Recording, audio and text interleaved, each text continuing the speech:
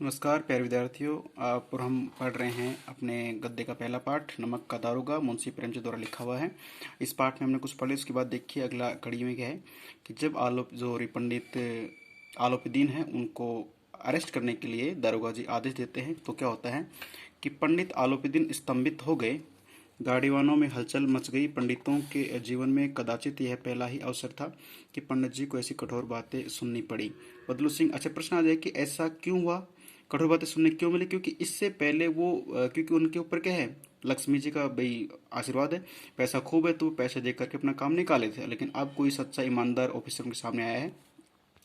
बदलू सिंह आगे बढ़ा, किंतु रोब के मारे यह साहस नहीं हुआ कि उनका हाथ पकड़ सके। मतलब पहले ये जैसे केवल हाथ पकड़ के ले चलते थे, हथकड़ी का प्रयोग नहीं होता था अब नॉर्मली कार्यों के लिए। तो यहाँ देखिए दे रखा है कि जो बदलू सिंह भाई एक उनका अधिकारी, छोटा अधिकारी है, वो क्या करता है, आगे तो बढ़ता है लेकिन पंडित आलोपदीन का हाथ पकड़ने का उनको साहस नहीं हो रहा है। पंडित जी ने धर्म को धन का ऐसा निराधार, पंडित जी ने धर्म, या का आना चाहिए था, को दे दिया किताब में कि पंडित जी ने धर्म को धन का ऐसा निरादर करते कभी न देखा था।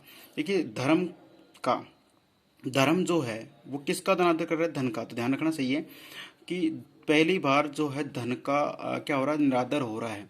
विचार यह किया कि अभी उदंड लड़का है, माया मोह के जाल में अभी नहीं पड़ा है, अल्लड़ है, यानी कि भाई कम उम्र का है, झिझकता है बहुत। दीन भाव से बोले, बाबू साहब ऐसा न कीजिए, हम मिट जाएंगे, इज्जत धूल में मिल जाएगी, हमारा अपमान करने से आपके हाथ क्या आएगा, हम किसी तरह आपसे बाहर थोड़ी हैं। बंसीधर ने कठोर स्वर में कहा, हम ऐसी बातें नहीं सुनना चाहते। आलोपीदीन ने जिस सहारे को चट्टान समझ रखा था वह पैरों के नीचे से खिसकता हुआ मालूम हो। प्रश्न आ जाए कि कौन सा चट्टान था जो उनका सहारा देता था? तो उनका जो धन लक्ष्मी थी, यानी कि उन्हें पैसे पे बड़ा घमंड था कि पैसे देख कोई भी कार्य हो सकता है। किसको घमंड था? ये आलोपीदीन को। लेकिन ये अब उनका जो घमंड है, सहारा, वो पास में भाई साथ नहीं दे रहा है। स्वाभिमान व धन ऐश्वर्य की बड़ी कड़ी चोट लगी। स्वाभिमान और धन ऐश्वर्य की कड़ी चोट, यानी कि भाई इतने मान सम्मान था और पैसा रुपया था तो उसको बड़ी चोट लगी। किंतु अभी तक धन की सांख्यिक शक्ति का पूरा भरोसा था। सांख्यिक यानी संख्या के आधार पे भाई ज्यादा पैसे देके अपने मुख्तार से बोले, लाला जी 1,000 के नोट बाबू साहब को भेंट करो, आप इस समय भूखे सिंह हो रहे हो। ठीक है। पंचदर ने गर्म होकर कहा, 1,000 नहीं, 1,00,000 भी मुझे सच्चे मार्ग से नहीं हटा सकते। मतलब जो हमारे आलुद्दीन है, पंडित आलुद्दीन है, उसको लगा कि भाई ज़्यादा रकम देंगे तो ये मुझे छोड़ देंगे, लेकिन ऐसा नहीं हुआ। उन्होंने कह दिया कि 1,00,000 दोगे तो भी मैं अपने मार्ग से नहीं हटने वाला हूँ। धर्म की इस बुद्धिहीन दृढ़ता व देव दुर्लभ त्याग पर मन बहुत झुंझलाया। अब दोनों शक्तियां ही संग्राम में होने लगी। दोनों शक्तियों में, देव दुर्लभ में संग्राम होने लगा। धन ने उछल उछल कर आक्रमण करने शुरू कर दिए। 1 से 5, 5 से 10, 10 से 15, 15 से 20 हजार तक नौबता पहुंचे, किंतु धर्म अलौकिक वीरता के साथ बहुसंख्यक सेना के सम्मुख अकेला पर्वत की भांति अटल अविचलित खड़ा रहा। इस पूरे पैराग्राफ का मतलब ये है कि पंडित आलोपीदीन ने भाई 1 से लेकर के 20 हजार रुपये तक की देने की बात कर ली, लेकिन जो बंशीधर हैं वो अपने सच्चाई से हट नहीं रहे, वो उन्हें रिश्वत नहीं ले रहे हैं और न उन्हें छोड़ रहे हैं। आलोपीदीन निराश होकर बोले, अब इससे अधिक मेरा साहस नहीं, आगे आपका अधिकार है। वंशीधर ने अपने जमादार को ललकारा। जमादार ने कि छोटा पद अधिकारी होता है, ललकारा। बदलू सिंह मन में दारोगा जी को गालियां देता हुआ, कौन? जब वंशीधर दारोगा जी ने किसको, अपने जमादार को ललकारा कि जाओ इन्हें अरेस्ट करो, तो जो दारोगा जी वो अपने मन में गाली दे रहे हैं। देते हुए पंडित आलुद्दीन की ओर बढ़ा। पंडित घबराकर 2-3 कदम, देखिए आगे बढ़ते इसका थोड़ा सा पीछे हट गए। अत्यंत दीनता से बोले, बाबू साहब ईश्वर के लिए मुझ पर दया कीजिए, दया कीजिए, मैं 25 हजार पर निपटारा करने को तैयार हूँ। असंभव बात है 30 हजार पर। तो देखिए असंभव बात कह दी, लेकिन ये फिर 30 किसने किए? ये आलमदीन ने किए हैं। 30 हजार पर किसी तरह भी संभव नहीं है। क्या 40 हजार पर भी नहीं? 40 हजार नहीं, 40 लाख पर भी असंभव है। देखिए ये यहाँ पे एक सेंटेंस है कि बिल्कुल बड़ी सच्चाई है कि वो रिश्ते लड़ना चाहते नहीं। बदलू सिंह, इस आदमी को अभी हिरासत में ले लो, अब मैं एक शब्द भी नहीं सुनना चाहता। ये किसके शब्दावली हैं? ये हैं बंशीधर दारोगा जी के। धर्म ने धन को पैरों तले कुचल डाला। आलोपीदीन एक हष्ट पुष्ट मनुष्य को हथकड़ियों के लिए अपनी तरफ आते हुए देख अपने चारों ओर निराश व कातर दृष्टि से देखने लगे। इसके बाद एकाएक मूर्छित होकर गिर पड़े।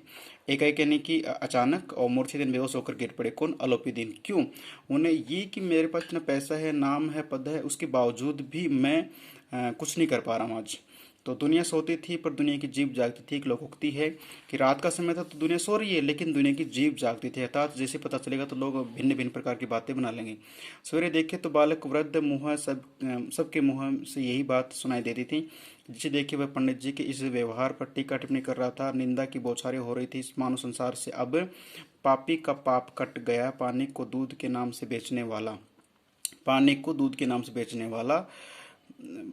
वाला गवाला, कल्पित रोज नामचे भरने वाले अधिकारी वर्ग, रेल में बिना टिकट सफर करने वाले बाबू लोग, जाली दस्तावेज बनाने वाले सेठ साहूकार, ये सब के सब देवताओं की भांति गर्दनें चला रहे थे। ध्यान रखना। अब दूसरे दिन पंडित की बात करें। पंडित आलोपीदीन अभियुक्त होकर, अभियुक्त का मतलब देखिए जो जिसपे आरोप लगा तो अभियुक्त होता है, ध्यान रखना। अभियुक्त होकर कांस्टेबलों के साथ हाथों में हथकड़ियों और हृदय में गलाने व क्षोभ यानी दुख भरे लज्जा से गर्दन झुकाए हुए अदालत तरफ चले तो सारे शहर में हलचल मच गई। मेलों में कदाचित आंखें इतनी व्याग्र न होती थी। भीड़ के मारे छत व दीवारों में कोई भेद न रहा। यहाँ पे एक बात कही गई है कि जैसे ही इतने बड़े एक व्यक्ति को जब गिरफ्तार किया गया है तो जैसे फिल्मों में होता है ना, ऐसे भाई हीरो विलेन को बीचों बीच ले जाता है, बड़े अधिकारी को, बड़े व्यक्ति को गिरफ्तार करता है, ऐसा यहाँ पे पंडित आलोपीदीन और बंशीधर के बीच में है। बहुत ज़्यादा भीड़ उमड़ गई है। किंतु देखिए छत और दीवारों में कोई भेद न था, अर्थात छतों पे जो लोग खड़े थे तो भाई एक दीवार से दूसरी दीवार पे छतें टच होती है ना इस तरह से, तो बहुत देख के भीड़ इकट्ठी थी। किंतु अदालत पर पहुंचने की देर थी। पंडित आलोपीदीन इस अगाध अगाध कौन बहुत प्रगाढ़ वन के सिंह थे। कौन? पंडित आलोपीदीन इस अगाध वन के सिंह थे। यहाँ पे वन किसको कह दिया? जो अपनी अदालत उसको कह दिया है, क्योंकि इस अदालत में कौन जो अधिकारी बैठते वो सब खरीदे जा सकते हैं। तो उस वो जो आलोपीदीन है, पंडित आलोपीदीन जो भाई मालिक है, सेठ साहूकार है, वो क्या है कि यहाँ के सभी लोग खरीद सकता, अपने आप को सिंह मानता, शेर मानता। अधिकारी वर्ग उनके भक्त, अमले उनके सेवक। अधिकारी तो क्या है? उनके भक्त, और अधिकारी छोटे जो अमले हैं वो उनके सेवक हैं। वकील मुख्तार उनके आज्ञापालक हैं। और अर्दली जो पुलिस में होता है, ये अर्दली चपरासी चौकीदार तो उनके बिना माल के गुलाम थे, यानी कि कुछ न मिले तो भी उनके गुलाम रहते थे उन्हें देखते ही। देखिए आगे बढ़ते इसमें थोड़ा सा, देखिए आगे देख इसमें क्या, आगे बढ़ते ही लोग चारों तरफ से दौड़े। सभी लोग विस्मित हो गए। विस्मित यानी थोड़े से भाई झटका लगा सबको, थोड़ा समंजस में हो गए कि इसलिए नहीं कि आलोपीदीन ने क्यों यह कर्म किया, कि बल्कि इसलिए कि यह कानून के पंजे में फंस कैसे आए। तो कहा कि आइए ऐसा मनुष्य जिसके पास असाध्य साधन साधने वाला धन और अनन्य वाचालता हो, यानी कि बोलने का भी अच्छा वो जानकार था और पैसा भी खूब था, तो ऐसे में क्यों कानून के पंजे में आए हैं। प्रत्येक मनुष्य उनसे सहानुभूति प्रकट करता था। बड़ी तत्परता से आक्रमण को रोकने के निमित्त वकीलों ने एक सेना तैयार की और न्याय के मैदान में धर्म और धन में युद्ध ठन गया। तो कह सकता है कि न्याय के मैदान में धर्म और धन के बीच में युद्ध ठन गया। तो न्याय के मैदान कौन? अदालत। बंशीधर चुपचाप खड़े थे, उनके पास सत्य के सिवा कुछ न बल था। बंशीधर तो चुपचाप, उनके पास सत्य ही था और कुछ नहीं था, न स्पष्ट भाषण था, न अतिरिक्त कोई शास्त्र था। गवाह थे किंतु लोभ से डावाडोल थे। जो गवाह थे वो भी उनको पता था भी लोभ जैसे इनको मिलेगा, लालच मिलेगा तो ये स्थिति को भी चेंज कर लेंगे, ध्यान रखना है। ठीक है, आगे पढ़ते थोड़ा सा कि यहाँ तक कि मुंशी जी को न्याय भी अपनी ओर से खिंचा हुआ दिख रहा था। वह न्याय का दरबार था, परंतु उनके कर्मचारियों पर पक्षपात का नशा छाया हुआ था। किंतु पक्षपात और न्याय का क्या मेल? जहाँ पक्षपात तो वहाँ न्याय की कल्पना भी नहीं की जा सकती। मुकदमा शीघ्र समाप्त हो जाएगा। डिप्टी मजिस्ट्रेट ने अपनी तजवीज में लिखा, यानी कि अपने नियमों में लिखा, पंडित आलोपीदीन के विरुद्ध दिए गए प्रमाण निर्मूल भ्रमात्मक है। वह एक बड़े भारी आदमी है।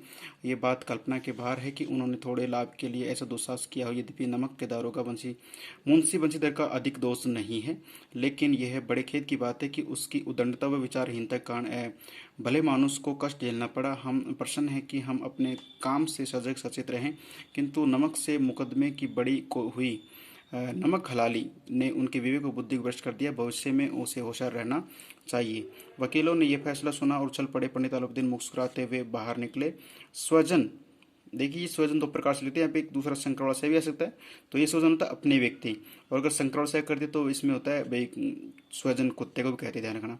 तो ये सही आएगा इसमें, ध्यान रखना। स्वजन बांधवों ने रुपये की लूट की, उदारता का सागर उमड़ पड़ा और उसकी लहरों ने अदालत की नींव तक हिला दी। जब बंशीधर बाहर निकले तो चारों ओर से उनके ऊपर व्यंग्य बाणों की वर्षा होने लगी। चपरासियों ने झुक झुक कर सलाम किया, किंतु इस समय एक एक कटु वाक्य, एक एक संकेत उनकी गर्वाग्नि यानी कि जो अग्नि है उसको बताया गया है।